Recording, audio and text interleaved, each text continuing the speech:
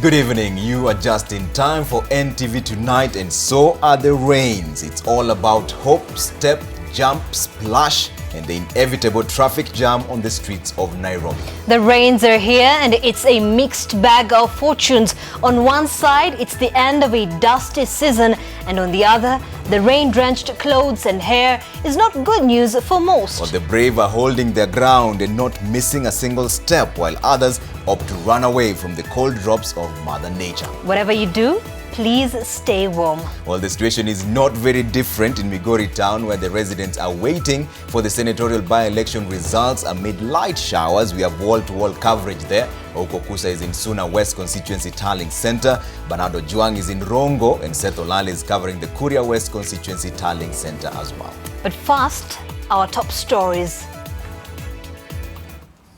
Tonight, Joseph Irungu is preparing for a court date even as startling allegations emerge online.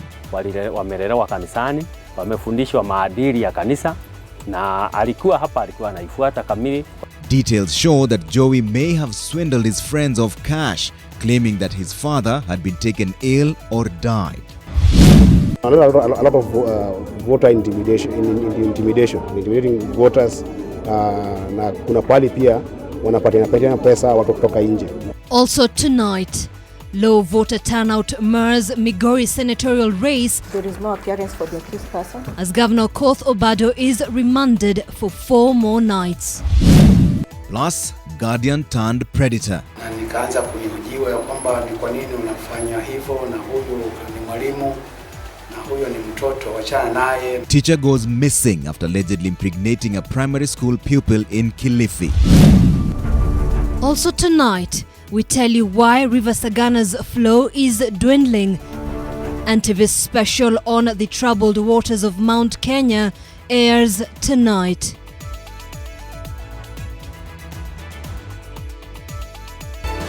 NTV Tonight with Trevor Ombija and Zainab Ismail.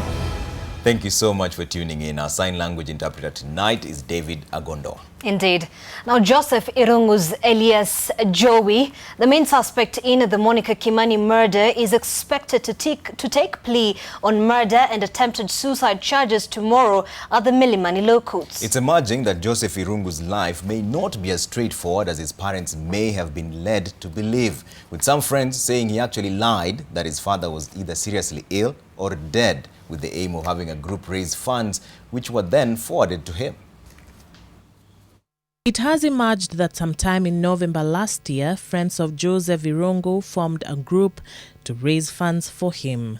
One of his friends says Irungu, or Joey as he is known, claimed his father had died. Another person known to Joey says indeed shortly before formation of the WhatsApp group, Joey had claimed that his father was seriously sick.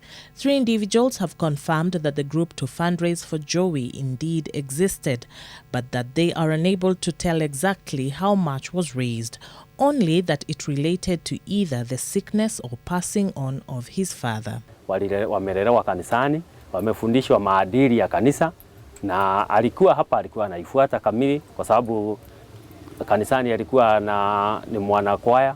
Kwa hivyo tulimlelea kanisani na alikuwa mtu ya kanisa. Some of his friends learned shortly after that Joey had lied about his father's situation, and there are indications he may have apologized to some. However, there are those who only got to know of the lie when they saw the suspect's parents talking about him on NTV on Sunday. Joey's parents defended their son in an exclusive interview with NTV, saying the supposed findings of DNA results were misleading as samples had not been taken from the suspect when the results were announced. They also claimed that Joey was admitted at the Kijabe hospital shortly after he was allegedly shot, contradicting accounts that he had been turned away by the hospital because police were not aware of his injury. They also raised issue with conflicting accounts about who really picked Monica Kimani from the airport. They admitted to having been informed about aspects of Joey's life. alituelezea anaishi kwa Jackie Maribe, wanaishi pamoja, na hata ukimpigia na kuambia nimetoka kuleta mtoto shule, naendea mama yake. Hata Jackie mwenyewe sijamuona hapa, alinielezea Jackie anakuwa kwa Citizen TV.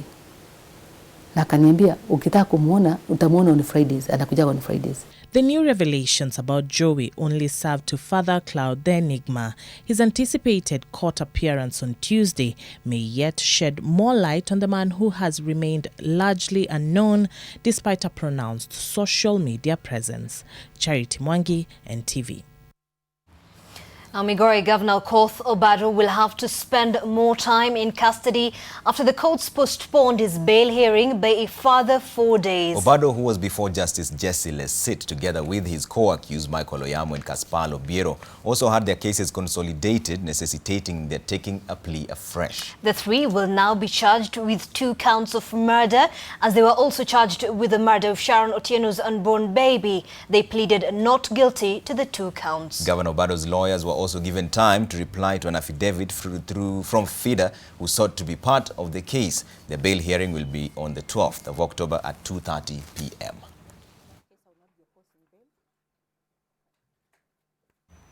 And away from that, the Council of Governors and the national government have agreed on the way forward with regards to the tiff between Nairobi and Murang'a governors over water resources. The agreement entails the national government coming up with a water master plan that will see residents of Murang'a County benefit from the resource, as it is also being distributed to other areas. They have, however, ruled out a cash payment to the county. But even as they reached this agreement at a meeting boycotted by Governor Mike Sonko and Governor Mwangi wa Iria, the latter has proposed the inclusion in the proposals to change the constitution a formula on how resources in counties will be shared, as Kennedy Mureithi reports. The scuffle over water that has pitted Murang'a and Nairobi counties had become the subject of discussion as governors from the 2 counties traded barbs on whether a levy should be imposed on Nairobi County for the usage of the water or not.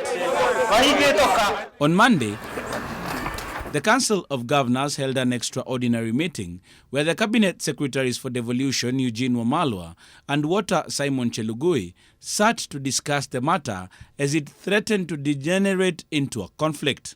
The meeting that took about 3 hours did not agree with Governor Wairia that Nairobi County should pay a levy. We have discussed and agreed that other than cash and monetary compensation, the ministry and the government, national government, is addressing their concern in many other ways. Nairobi is not commercializing water.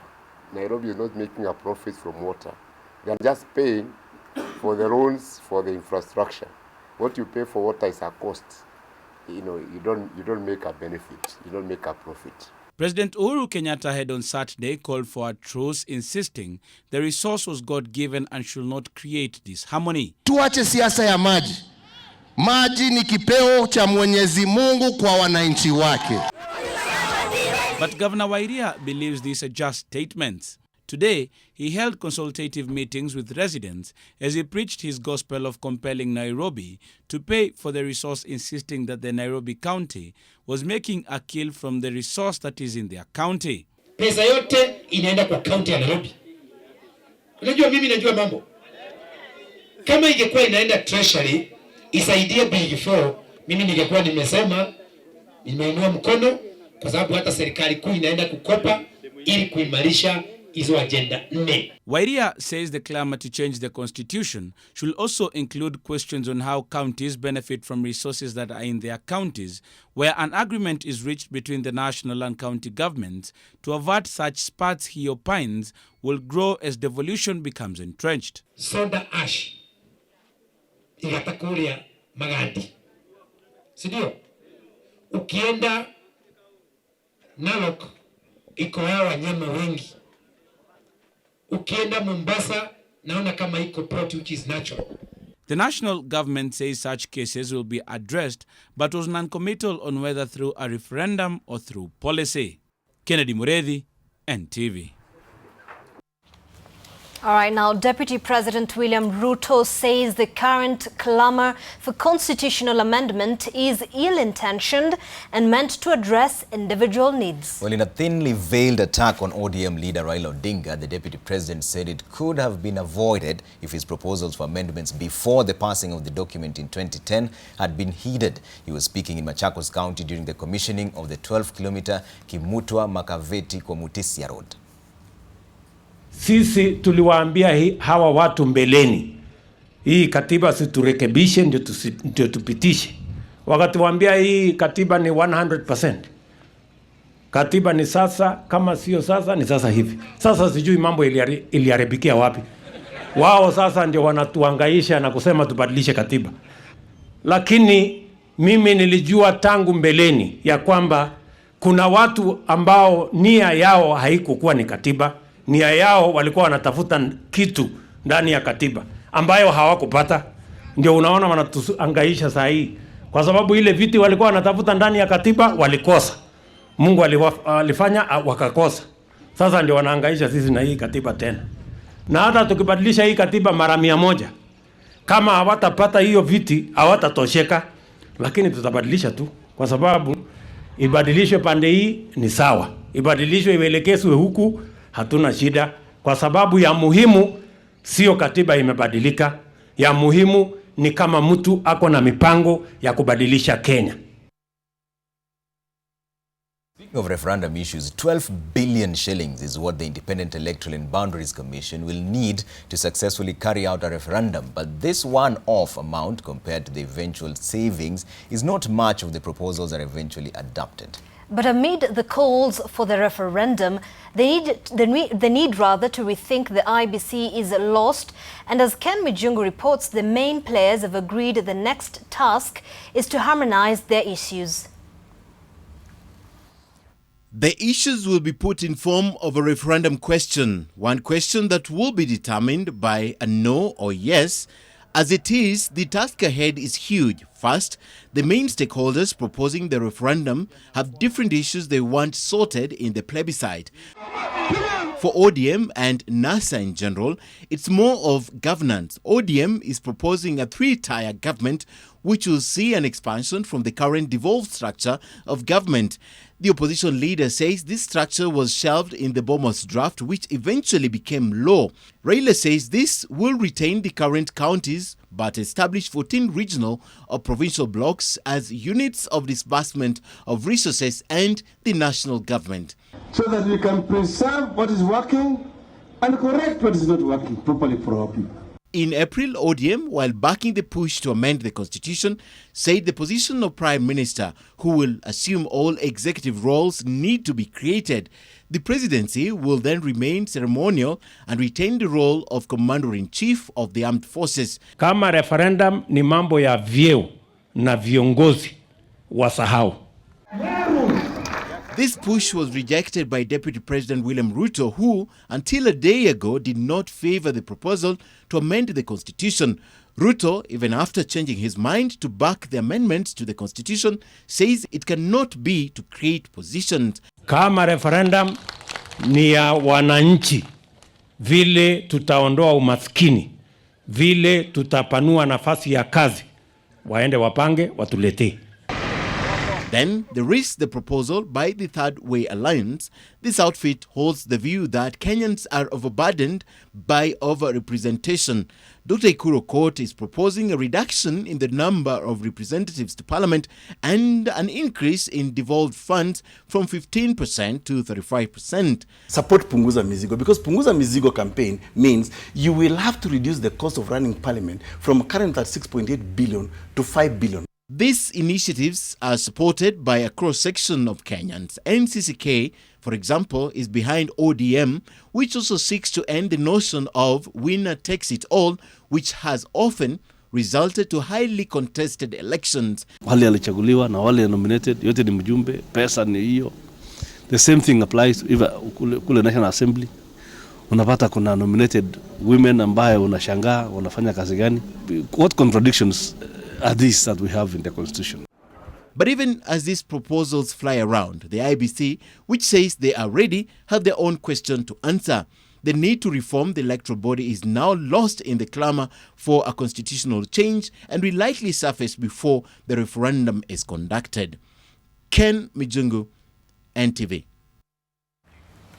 All right, and that conversation forms our question of the day, and we're asking, should Kenya hold a referendum and why? Should Kenya hold a referendum and why? You can text us toll free on 20686. Start with the word yes or no. Include your name and where you're texting from. On Twitter, use the hashtag Referendum Debate, and you can also tweet at NTV Kenya, at Trevor Ombija, or at Zainab Ismail with a Y. We will sample some of your views during this broadcast and at the tail end as well. So that question again is, should Kenya hold a referendum and why? Start with the word yes or no. Text to 20686, mention your name and where you're texting from as well. Let's cross over to Migori. They've been holding a by-elections all day. They're still waiting for results there, and we have wall-to-wall coverage there. We still have Bernardo Juang, who's coming up as well, and also Ouko Kusa, who is joining us from the Suna West Constituency Tallying Center. That's where he's been covering the events from. Ouko, how did the day turn out where you are?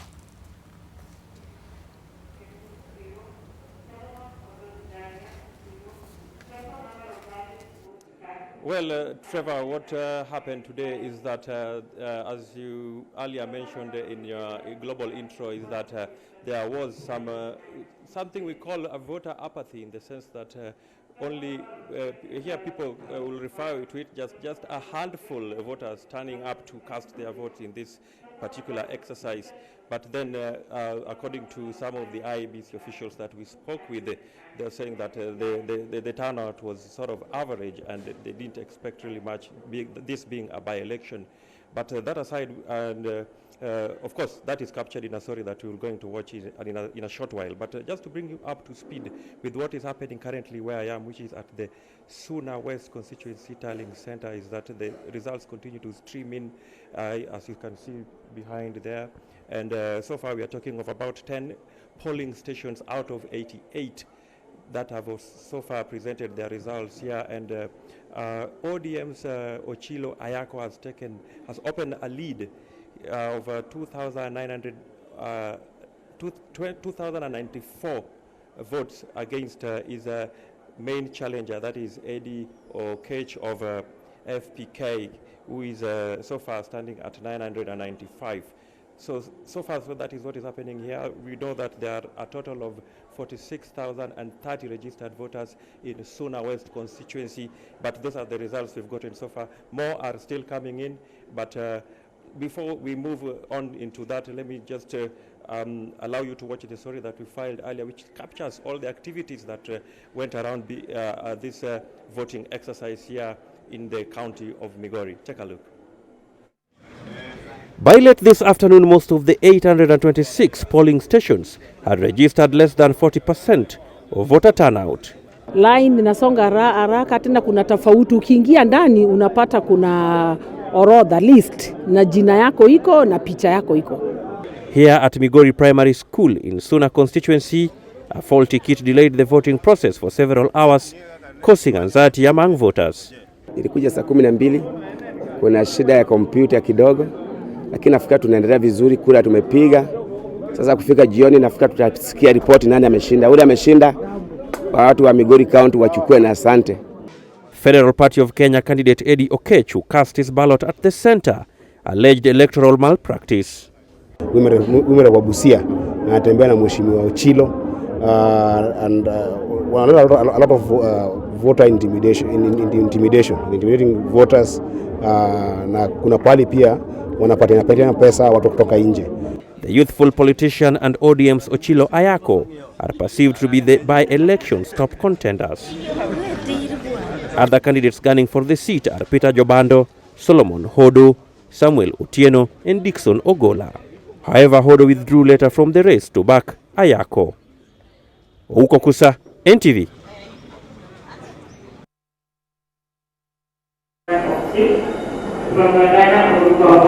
Well, from here, the results that have been received and tallied will be forwarded to the main county tallying center, which is just a few kilometers away from here. That is at the Migori TTC. That is where the final tallying of the county results will be happening in a short while from now, and all the results from all the 8 constituencies that form Migori County will be tallied there, and the winner of this particular by-election will be declared at that particular place when the final results have been tallied, and will be announced probably later in the night or early tomorrow morning. Back to you, Trevor.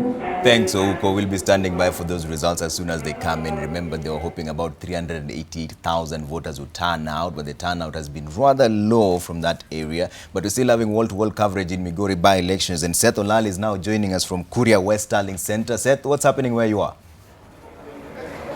What's happening? Good evening, Trevor. What's happening right now at Kehancha, which is the constituency tallying center for the Kuria West constituency. What is happening right now? We have the results streaming in. I'll just read what we have so far. We have the leader, who is George Ochilo Ayako, has 733 votes so far. That one represents 58.31%. Number 2 following closely is Okech Edi at 467 votes cast so far, representing 37.16%. And of course, we also have Ogola Dixon, who has 16 votes in favor of him. We also have Ruguria Solomon Hodo with 15 votes. We have Otieno Samuel Otieno with 14 votes, and also the last who is now trailing this particular list is Jobando Peter Osieko with only 12 votes, which represent 0.95%. I'm just going to read also that it is just 14 out of the 117 polling stations that have submitted their official results so far. So that is 14 out of 117 polling station. Remember that Kuria West constituency had registered voters 51,057. We also had, which the turnout representing 2.46%. So that you can just see how the low turnout has been. Only 2% turnout. Valid votes stands at 1,257,000. We also have rejected votes at only 2, and we have total votes cast is at 1,257. So a long way to go. We'll be here all through the night, because so far it's only 15 polling stations out of 117 representing Kuria West constituency. But from the results that I announced earlier on, it is very clear that ODM candidate Ochilo Ayako has taken an early lead, and currently he has 808 votes, standing at 59.72%, and his closest challenger Okech with 486 votes, representing 35%. So it's going to be a long night here, but of course NTV will be on standby and we'll let you know who has won the Kuria West constituency as far as the Migori senatorial by-election is concerned. Trevor. Thanks, Seth. That's Seth Olali speaking to us from Kuria West. And it's interesting that even though Solomon Hodo withdrew from the race, he's still there. And is getting quite a number of votes as well. Absolutely. Indeed. And at this point, let's now link up with our reporter Bernardo Juang, who is in Rongo. Bernard, give us the details in regards to the ongoing tallying in that particular center. Well, thank you very much. We are here at Rongo Constituency Tallying Center, whereby what's going on here, results have started streaming in. And as you can see behind me from that screen, out of Rongo Constituency has over 48,000 registered voters with 4 wards, and with also 97 polling stations. And from the result that we currently have, out of 12 polling stations, Ochilo Ayako is leading with 1,613, that is 73.38%, followed by Eddie Okech, who has 560. That is 25.48%. And remember, this just as a result of low voters turnout. Remember, we early in the morning, this is a process that started very in the morning. Very in the morning today, we managed to walk around Rongo constituency and even Awendo, but the situation was the same.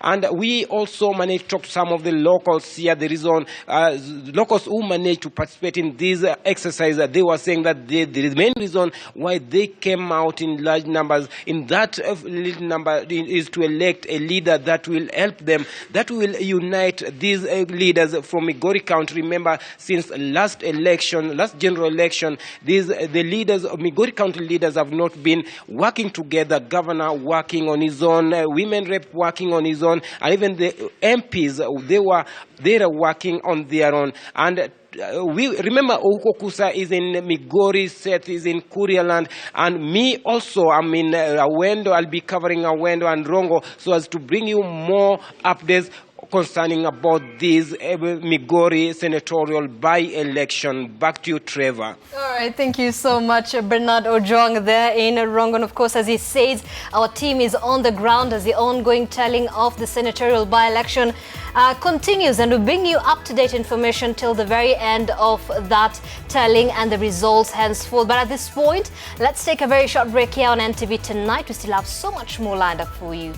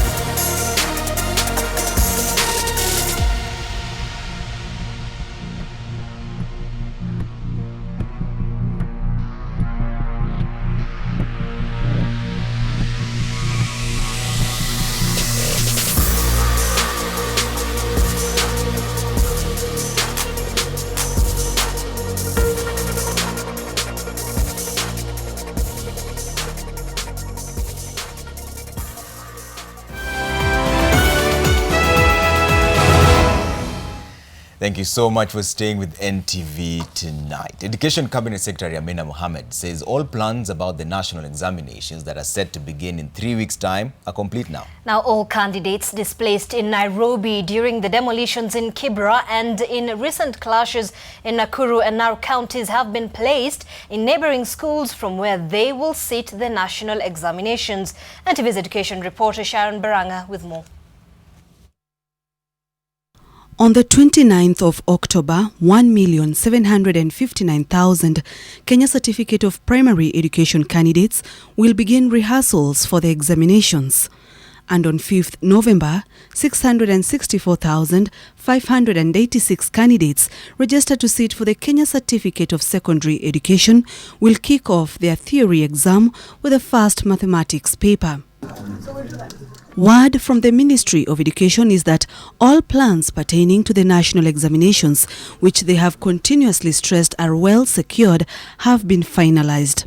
Parents whose children will be found with mobile phones in school will be held personally responsible for that action. Their children will be immediately suspended from school, and such candidates will not be allowed to sit the examinations. We will be fair and just in the administration of the exams to ensure all candidates score the grades that they deserve. Candidates displaced during the recent demolitions in Kibra and the Mao clashes have already been placed in neighboring schools from where they will sit for the national examination. I also urge parents who have since moved from the affected areas in Narok County to visit the education office in Narok County for assistance and information regarding their children's new examination centers. From the meeting, it was established that some parents were spending up to 30,000 shillings in purchase of fake examination papers, which the chair of the National Parents Association cautioned against, saying that the success of children in life is not limited to how they perform in exams. The national examination, as they are now, examine academic competence of the child at a given stage of their learning process. Their performance in examination should not overshadow the child's aspirations in life. I am aware that it is the center managers who are asking you to provide the money, but you can't be very stupid to provide money to compromise your child. Your child's best is good enough, isn't it? Your child's best should be good enough. And who told you you have to go to university to succeed in life? That we spend, I don't want to say the amount of money that we spend in managing the process of examination. And this process, a huge part of that money goes towards protecting ourselves from destroying our children. You know, it's like going to the kitchen to monitor the mother, not to put poison in food that she's going to feed on our children. 459 containers will be used as pickup points and storage for the exam papers. Sharon Baranga, NTV. So from the preparations for exams, Zainab here promised you a story last evening, and at least she's keeping her promise today. No? Indeed, we kept that promise, and for years upon years, the ecosystem in the Mount Kenya and its forested areas has been sufficiently generating water for use by not just the communities that live by that area, but those flung further away from the slopes of the mountain. Tens of rivers have flown down the valleys, nourishing life for both flora and fauna. One of the more famous rivers is the Sagana River. Well, in the recent past, however, the volumes of water getting downstream have been reducing with each dry season. Just what happens to the water that leaves the mountain's forest as it edges downwards towards its destination? NTV's Brenda Wanga navigates this famous river and tells us of two different scenarios and why there's a renewed scramble for this river and its troubled waters. The demarcations are as clear as day and night. It's in the middle of the dry season, yet patches of green indicate flourishing farming activities. This is upstream Sagana River. Sasa wakati kiangazi ilikuwa kubwa, sasa tabu ilitokea kwa serikali. Wanakuja wanapika maji yetu. Further downstream, a different kind of reality has hit hard. Dry taps and even drier farmlands. The same resource that nourishes lives upstream has been denied to users downstream. Saa ingine inakuwa ni mfurugano tukilia kwa maji, na tena wale kama wazee wa Kogwe hawashoti maji kwa mto sababu iko na shida. giving rise to a conflict that pits man against nature and demonstrates the increasingly dire effects of climate change, global warming, and human mismanagement of what nature has given to mankind freely. This is the tale of a forest, its rivers, and its dependence, and ultimately nature's survival. We experience conflict that is human-human conflict and also human-wildlife conflict. There is need to have sufficient environmental flow.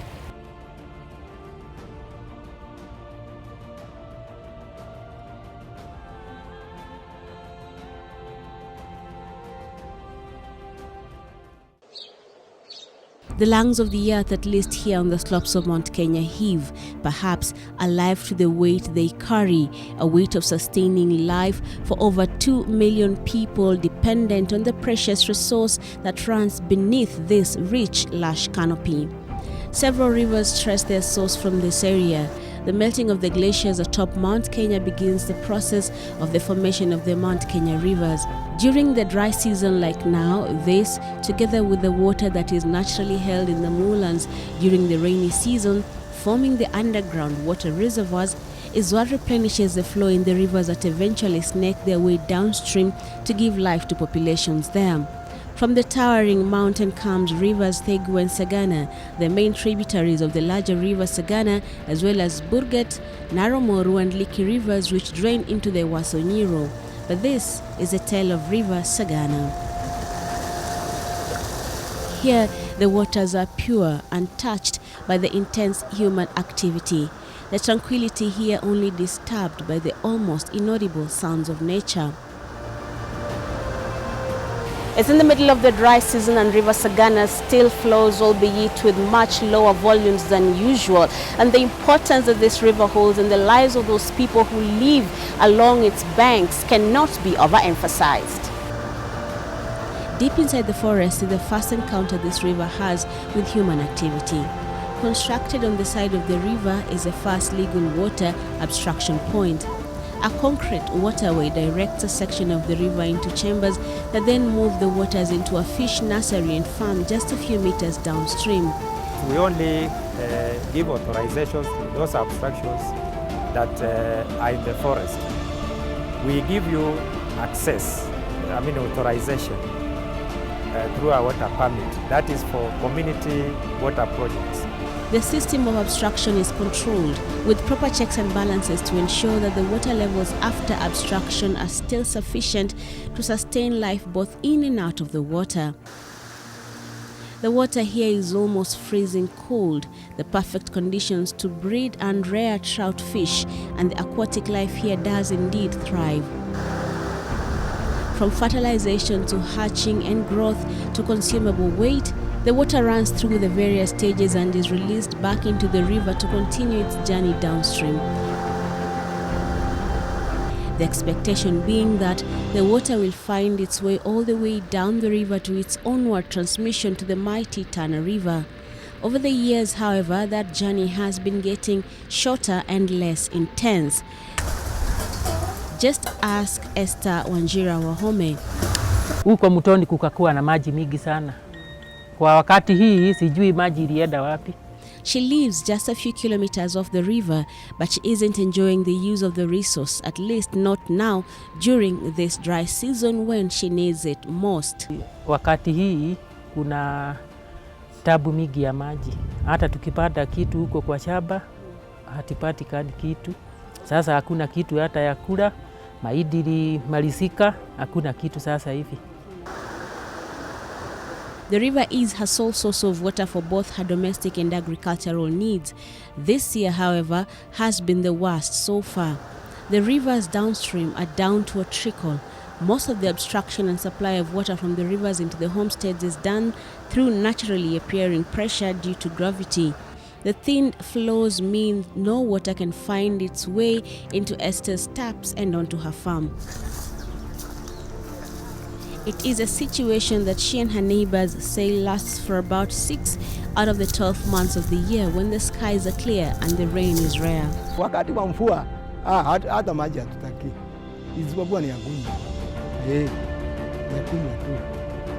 Hata hamwezi mkaikia hapa wakati wa mvua. Lakini hii miezi January, February and March, August, September, October kama hii. Hiyo tunaona kama ni miaka 10. They believe that if allowed to harvest the water during the rainy season and store it, their problems will be solved. But there's just one issue standing between them and the fulfillment of what now remains a pipe dream. Wakati kiangazi kinakuwa kama hii, tunajaribu sana kwa sababu nafikiri iko wakati tulikuwa tunatafuta demu. Kama ni mto kama hii, badala ya maji kukubaliwa yote iende Indian Ocean, alafu wakati wa jua tuje kuelezana, inapaswa itasame njia ya water harvesting. Na mimi ningepropose namna hii. Kwa mto ifugwe kama ni mita 10, kuteremuka mita 200 ifugwe, mita ingine 200 ifugwe, mita ingine 200 ifugwe. Na wakati huo hakuna miti itakuwa inaharibiwa. Na hiyo water itakuwa imehifadhiwa, itatumika na wananchi United. On the fringes of the forest and upstream on the river, the now rare commodity downstream flows in abundance. Lush green farms are thriving, food is in plenty, and the people here are not complaining. Mtoni Sagana tunaleta hapa juu. Wakati ya kiangazi tunakuwa tukitumia hiyo maji. Wakati ya mvua sasa maji inarudi mtoni. Farms like Peter's are many on this side of the slopes. The difference between the areas under irrigation and those not is distinctly visible, and not just by the shade of green, but also the type of buildings and development. The changes began showing some 9 years ago when the farmers here, tired of inactivity during the dry periods of the year, came together to form water cooperatives.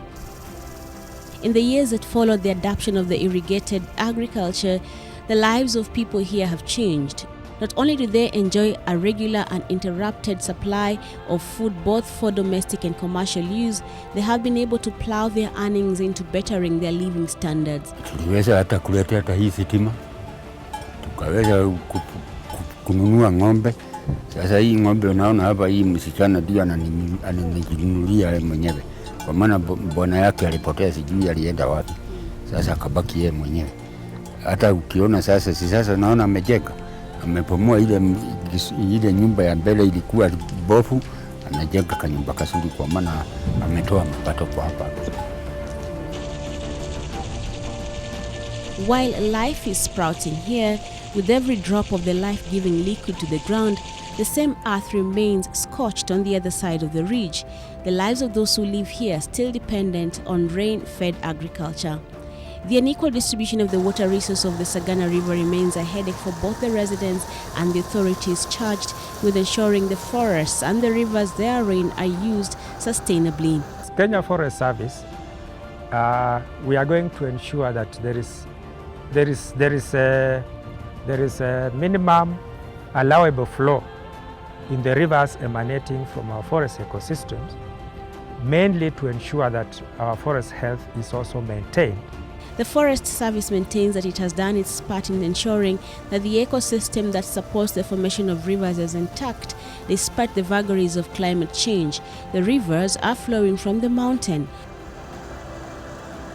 The extraction of water, on the other hand, lies with the Water Resources Authority.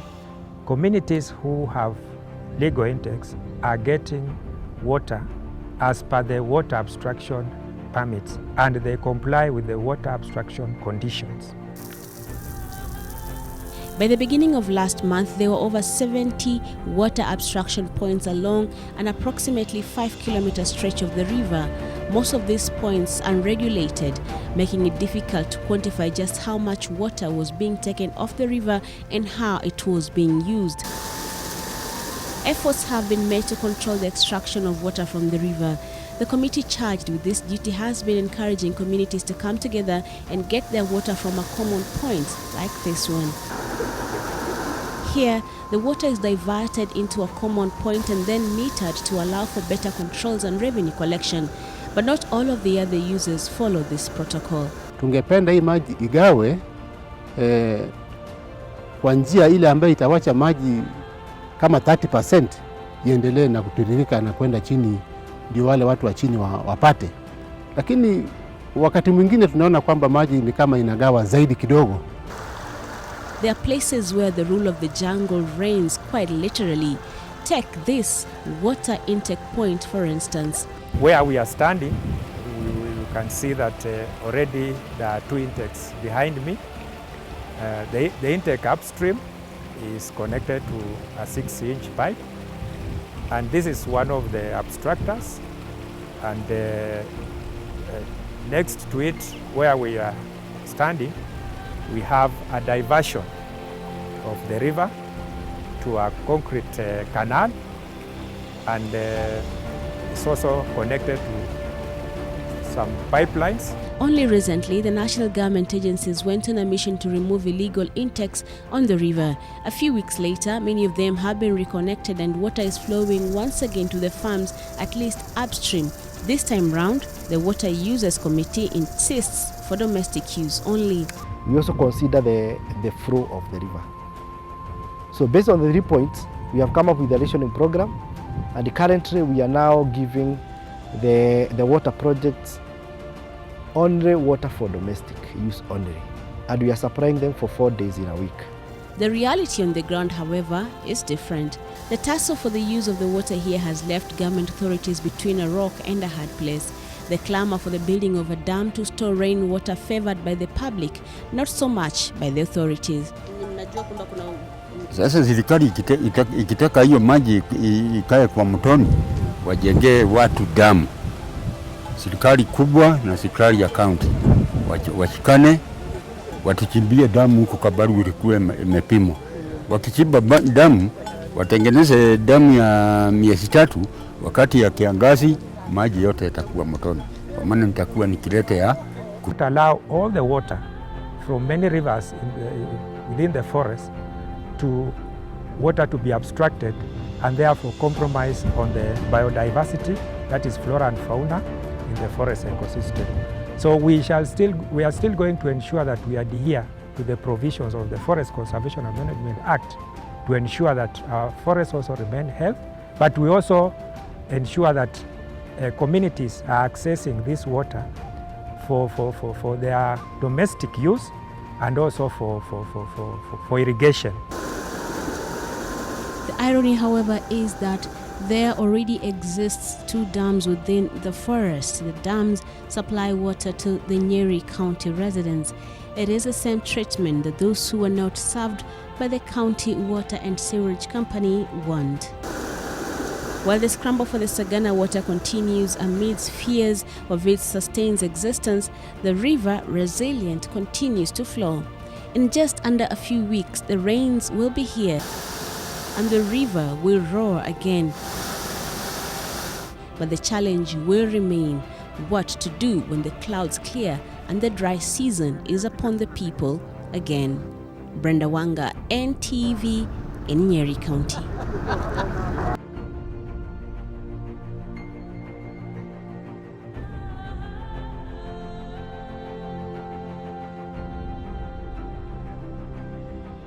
Startling revelations there by Brenda Wanga. There's a lot of feedback on the hashtag troubled waters, but let's do this chronologically. First, we had asked you earlier, should Kenya hold a referendum? Here's how you polled. 68.9% say yes, 31.1% say no. I'll sample some of your views on SMS here, and we'll start with Laila from Nairobi. She says no, the current economic climate cannot allow the government to spend more when the common mwananchi is already burdened by high escalation of high taxes. Let's focus on amending the section that are not working. Let's have another one here. Yes, a referendum is inevitable. The taxpayer is overburdened, paying salaries and benefits for leaders whose leadership is not felt on the ground. Scrap nominated MCAs, senators and MPs.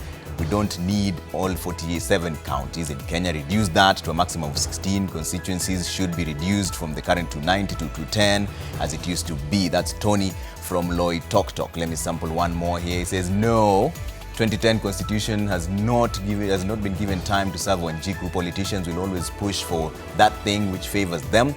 At the moment, Kenyans are highly taxed and is the politicians' gain. If they are ready to help Kenyans, they should concentrate on the Big Four agenda. That's Mwaura from Likoni in Mombasa. And we have a last one here. He says, yes, if only it's meant to benefit Wanjiku, we must seriously fight the issue of overrepresentation at any cost. That's Charles Shama from Voi. Again, that poll, yes, 68.9%. No, 31.1%. Let me run you through your Twitter feedback here. I'll just sample a few. Norbert Mulesi says, in fact, it should have been held tomorrow. We cannot sustain our national budget with these irrelevant positions like senators, MCAs, and women reps. One more here, we have Mudondia Ndegwa says yes to scrap the Senate women rep, reduce number of MPs, MCAs, and number of county governments, as well as the introduction of hanging to thieves of public resources. Those are your feedback. I'm getting that poll. 68.9% say yes, 31.1% say no. We're taking a short break. When we come back, we'll run you through the feedback on troubled waters and very startling revelations there by Brenda Wanga. Stay with us.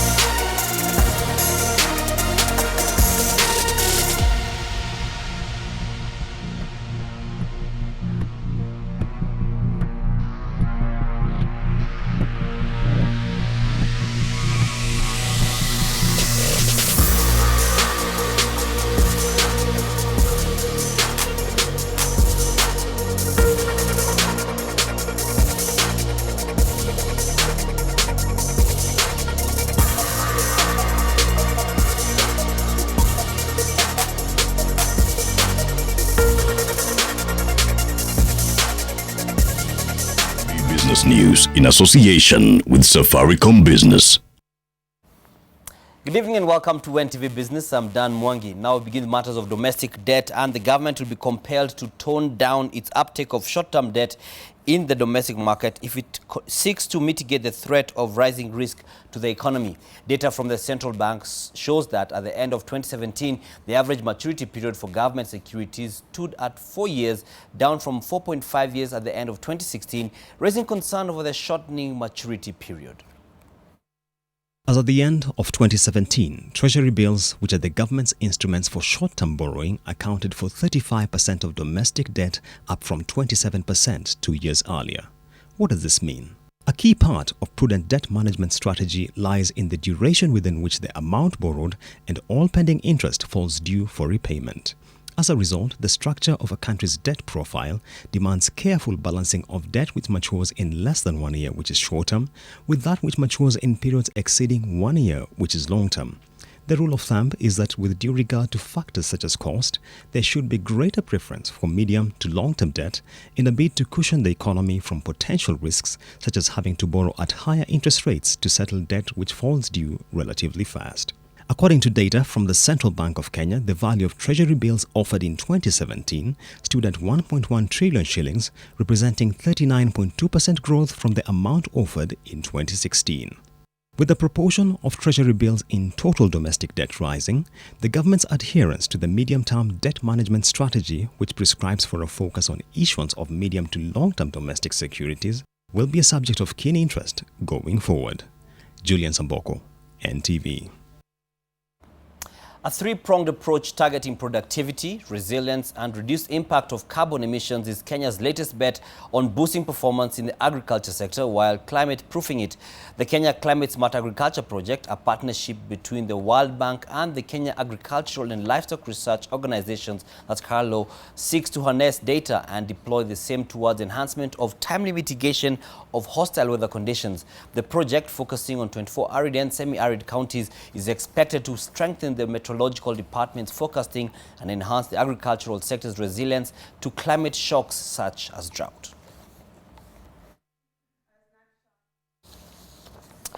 William Nodaus of Yale University and former World Bank chief economist Paul Romer are this year's laureates of the Nobel Prize in Economic Sciences. The award, conferred by the Royal Swedish Academy of Sciences, recognizes the contribution of the two economists to integrate innovation and climate change with economic growth.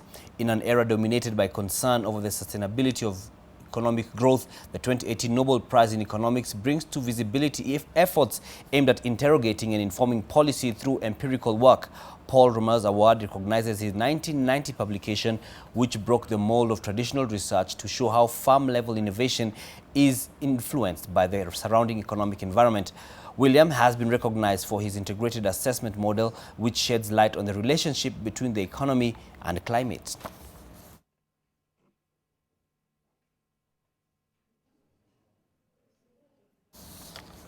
Well, we've seen about the connection between the economy and climate.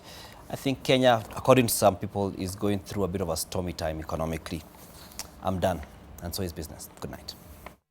NTV Business News in association with Safaricom Business. Let's get your business ready for today's challenges and tomorrow's opportunities with Safaricom Business Digital Solutions.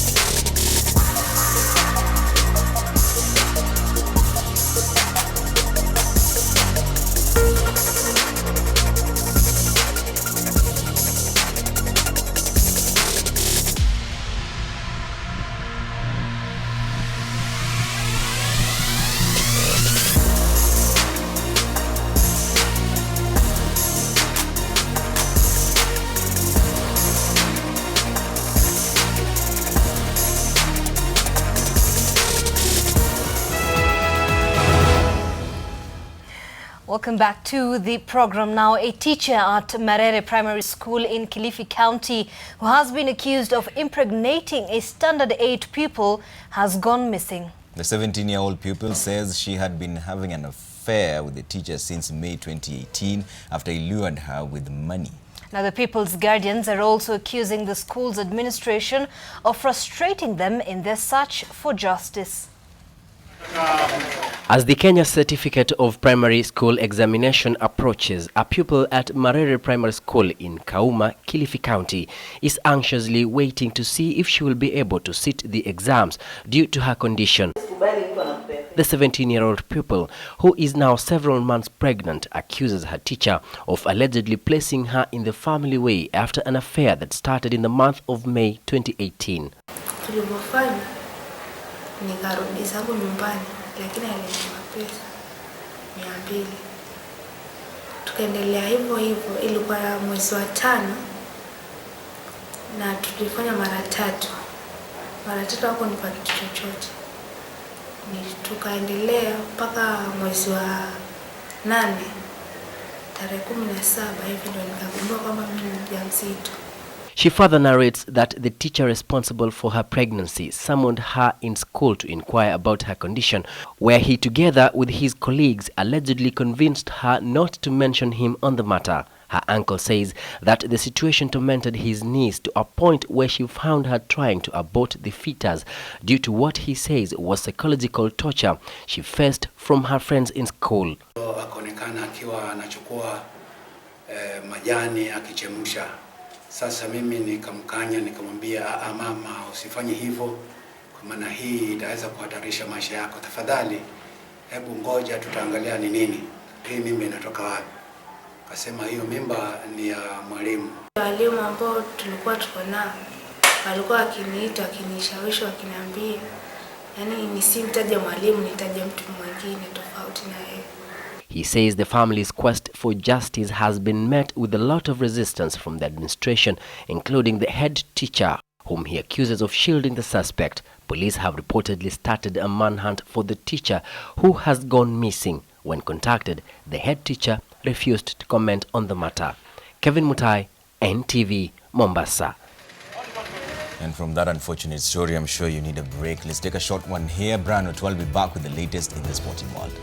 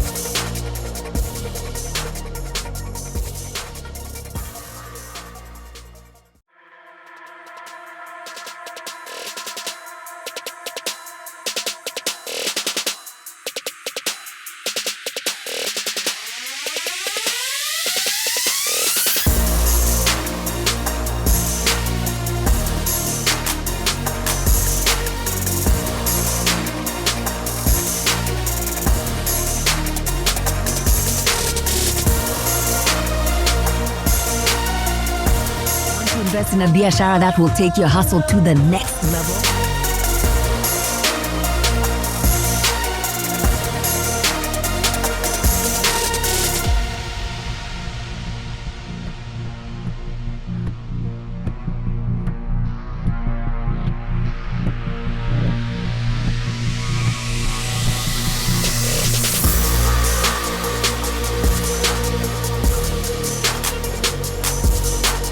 from Ethiopia, where the national football team, Harambee Stars team that will face Ethiopia in Bahir Dar on Wednesday, needs 4 points from the remaining 3 matches to bag a ticket to AFCON 2019.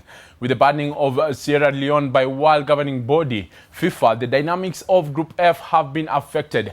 Ghana top on 3 points, same as Kenya, with Ethiopia now last on 0 points after they were docked the 3 points from their win against Sierra Leone. According to Football Kenya Federation, Harambee Stars now boasts of a full squad of 22 in Bahir Dar after traveling in batches to Ethiopia. Sebastian Minye Chargers will play their host on Wednesday before facing off again with them on Sunday at the Kasarani Stadium. Kenya's final AFCON 2019 qualifier match will be away against Ghana in March next year. And more exposure and better preparation ahead of assignments is what the Malkia Strikers need if they are to retain continental dominance and surge higher in the global scene. That was the message from Malkia Strikers technical bench to the Kenya Volleyball Federation as the national women's volleyball team jetted back home from the FIVB Volleyball World Championship, where they ranked 17th with an historic first ever victory. 1 win and 4 losses. That was the scorecard for the national women's volleyball team Malkia Strikers from the FIVB Volleyball World Championship currently ongoing in Japan. But the lessons gathered were a silver lining. Right now we need to come back and focus on the upcoming championships in Africa, which are qualifiers and Cup of Nations, and ensure that we finish on top of everyone in Africa. That it was quite an experience for me my first time as a coach in the World Championship. I've learned a lot, I've come with a lot of experience, of which I hope when I next call up for the national team, I think we're going to improve on our standards. It's a way forward as we gear towards qualifying for the 2020 Olympics. But I'm so happy with the performance of the players, they did very well. While the natural raw talent is not in question, the technical aspect of the game, in particular reception, proved to be a work in progress for Kenya. But saisi Kenya tumejaribu kwa reception hajatusumbua sana. Nimekuwa kwa team for long na kitu niliona tumechange sana reception. Wasichana walicommit ku receive na hiyo ndio ilikuwa the best. Reception ilipotea the end tukimalizia, but mwanzo hatuja receive hivyo. These are things which can only be improved through practice, and practice against formidable competition. We are going to work on it. Sharon Chepchumba, Immaculate Chemutai, Laureen Chebet and Christine Siwa stood out because of their impressive debuts at the global stage. They played so well, and I think it should not come as a surprise when they come to take over the national team for the next time. Kenya finished 17th out of 24, which was her best ever achievement, with Africa's other representatives in the competition, African champions Cameroon, who won only against Mexico in their opening match, finishing below Kenya. Our dominant position at the top of Africa is threatened now more than ever, and that's why we have got to go to the drawing board. So definitely there are areas that we must work on if we must keep our place at the apex of African volleyball. Do we need a foreign coach? I don't think so. But if one comes by and we can afford it, fine. But that is not a long-term solution. The long-term solution is creating our own homemade talent, and we have plenty of good coaches. The honors is now on the Kenya Volleyball Federation, headed by Waithaka Kioni, to pick the lessons from Japan and work to take Kenyan volleyball to the next level. And Equity Hawks are the new FIBA Africa's on 5 women club champions after dethroning holders Kenya Ports Authority KPA 70-54 at the Dar es Salaam indoors court in Tanzania. The Bunkers outscored KPA 19-11 in the second quarter for a huge 43-28 halftime score before stretching it to 63-41 in the third quarter. Hilda Indasi scored a game-high 22 points for Equity, while KPA had Mercy Wanyama scoring 16 points.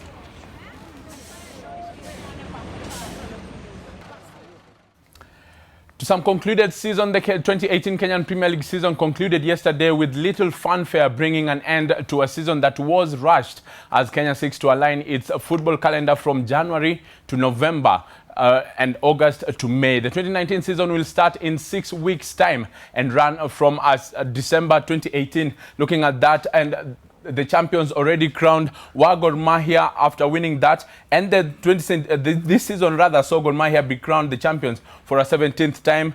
And Gor Mahia again Eric Kapaito scored 16 goals to ensure that the Golden Boot stayed at Kariobangi Sharks, following Masood Juma's exploits last season.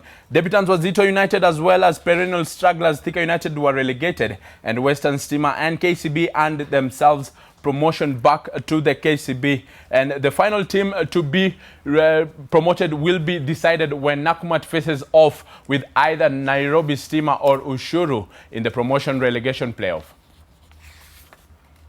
Moving on, athletics, Kenya President Jackson Tuwei has warned athletes who have been banned for doping against changing their names and nationality to secure races abroad. Tuwei was speaking during the Family Bank Half Marathon held in Eldoret. Because they are now changing the tactics, kwenda kubadilisha jina. Now we are going to make sure that we take a photograph for any athlete ambaye amekuwa banned, so that we send it to everywhere in the world. We put it in the IAAF website so that any race organizer anywhere in the world wanajua kwamba huyu ndio amekuwa banned. Now, kwa nini tunafanya hii? Because ya kwanza ulidanganya, ukakula dawa, ukashikwa, ukawa punished. Sasa ya pili unakuja kudanganya, kubadilisha jina. So these are wrong people ambaye tuko na wao. Moving on, Juventus forward Cristiano Ronaldo was among the first 10 nominees for the men's Ballon d'Or trophy, awarded by France Football magazine to the best player in the world. The Portuguese has won their